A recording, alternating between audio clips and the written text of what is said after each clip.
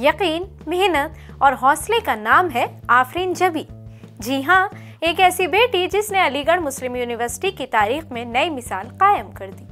पानियों की गहराइयों को चीरती हुई, सर्द लहरों से लड़ती हुई और थकन से निढाल लम्हों को मात देती हुई इस बेटी ने दुनिया को दिखा दिया कि ख्वाबों की कोई सरहद नहीं होती।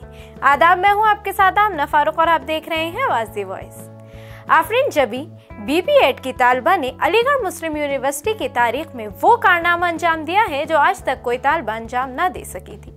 उन्होंने इंग्लैंड के शहर डोवर से फ्रांस के केप ग्रीनेज तक के 34 किलोमीटर के खतरनाक समुद्री सफर को तन्हा तैर कर तय किया। ये कोई मामूली कारनामा ना था। समंदर का दर्जा हरारत 11 डिग्री सेंटीग्रेड, बुलंद लहरें और 13 घंटे 13 मिनट तक मुसलसल तैराकी।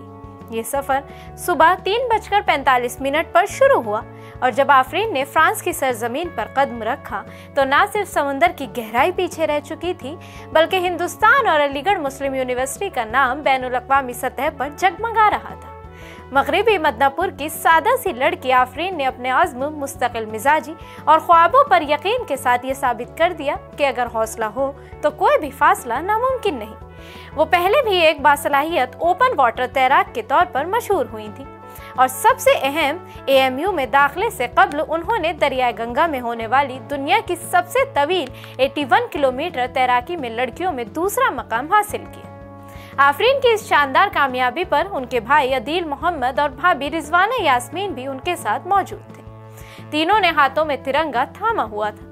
अलीगढ़ मुस्लिम यूनिवर्सिटी की वाइस चांसलर प्रोफेसर नईमा खातून ने इस लम्हे को इज्तिमाई फख्र और खुशी का लम्हा करार दिया।